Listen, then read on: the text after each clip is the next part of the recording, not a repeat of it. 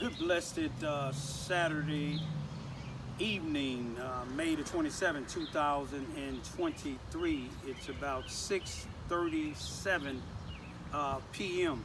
I greet all human beings all around the world with the universal greetings of peace and the blessings of God be with you. Doesn't matter what your political, philosophical, personal, nor your religious beliefs may be.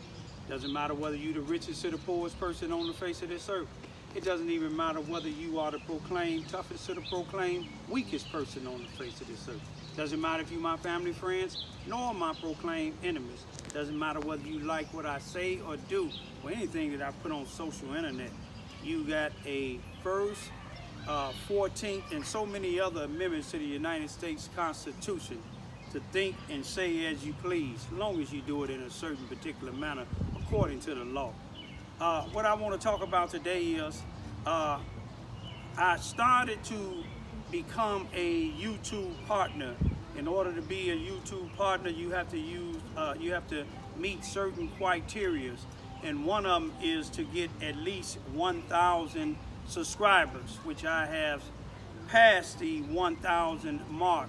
Another thing, you can't have any community strikes. In other words, putting something on YouTube where it's against the YouTube community commission. And another thing, you have to have at least 4,000 watch views. I passed the 4,000 watch views. You know, the reason why I decided I don't want to, because I can get paid now, but I don't want to get paid because when I came on YouTube, I didn't come on YouTube to get paid. I come on YouTube to be the news for other people when it's one side of news, like here in Charleston, Missouri, or Carbondale, Illinois, when only one side of the news, right now, one side of the news is being told. And then I got on there to open the eyes of people with certain things, and then speak up for people, even for myself. But what I want to show y'all something today is this last Tuesday, May the 23rd, 2023, I went to Carbondale, Illinois, because it had made the, I believe, 790-something days since the death of my son, Brian Lamont Johns, who was found hung on March the 19th, 2021 in Carbondale, and they claimed it was suicide, and they was gonna have him cremated until I came down there and started making YouTube. But I want to show y'all something. Normally when I go to the Carbondale, Illinois City Council, each time they have a meeting there, they live stream it, and then within 24 to 48 hours, they put it up for the public to be able to view. For some reason, for May the 23rd, 2023, this past Tuesday, they haven't put up that particular live streaming, and I can tell you why. You have a newly elected mayor, which was a city council member, which is Carolyn Harvey.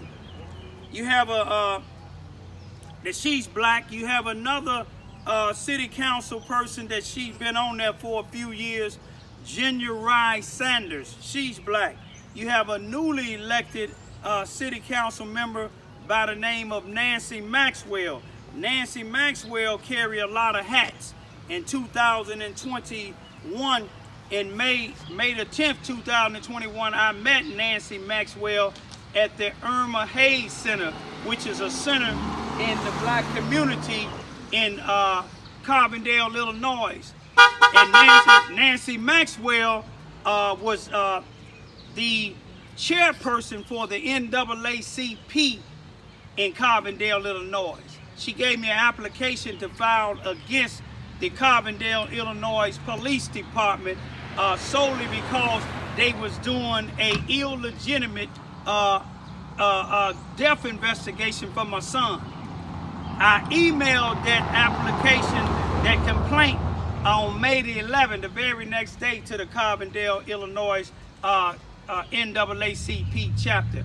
I sent it to the particular chapter. I sent it to Nancy Maxwell personal email, and I sent it to Linda Flowers personally email, which Nancy Maxwell, like I said, she was the chairperson of the NAACP in Carbondale, Illinois, for the criminal department. Linda Flowers is the president of the NAACP.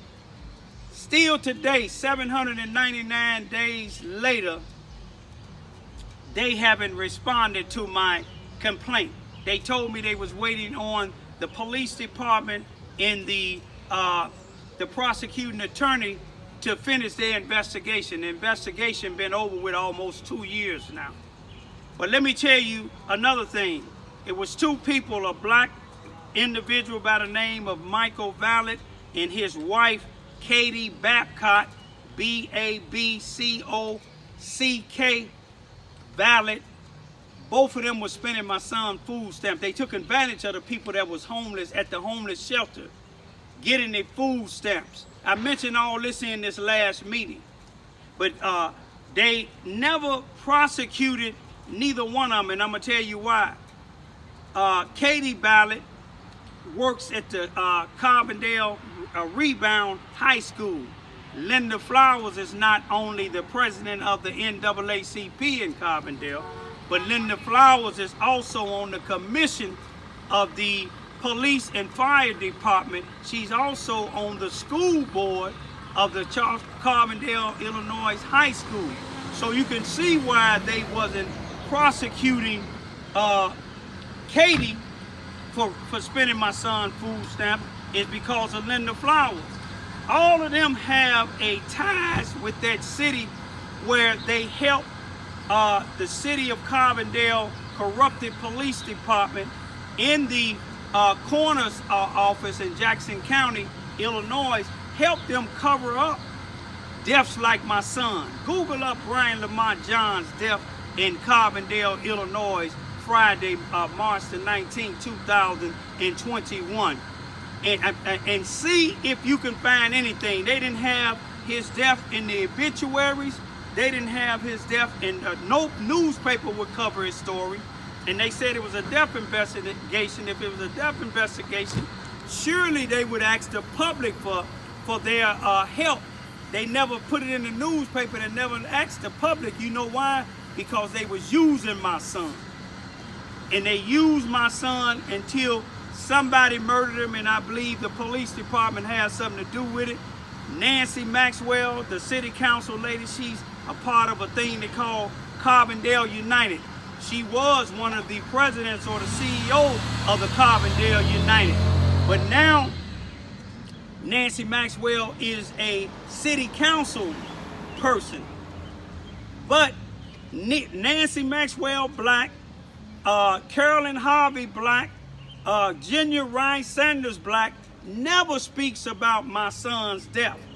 All they speak about is these programs, Junior Ride with Women for Change. Women for Change, all they do is the city and other people grant them money. They not concerned about women nor any change. Carbondale United is not dealing with Carbondale being united. All you got to do is look at all the violence. Nancy Maxwell told them on one of the city council meetings in April, she said that she need $450,000 so she can help pay for her 7 violent interrupters. 7 of them now. She said that they do the same thing as the Carbondale police officers do, but they don't have vests or guns. How could they do the same thing that the Carbondale police department do and they don't have vests and guns? What type of training do they have? But we found out that it's not 7 violent interrupters, it's only 2. Both of them is ex-cons. You see what I'm saying? I ain't got nothing wrong with that. But yet, you don't see them at no shootings. You don't see them at no violent incidents.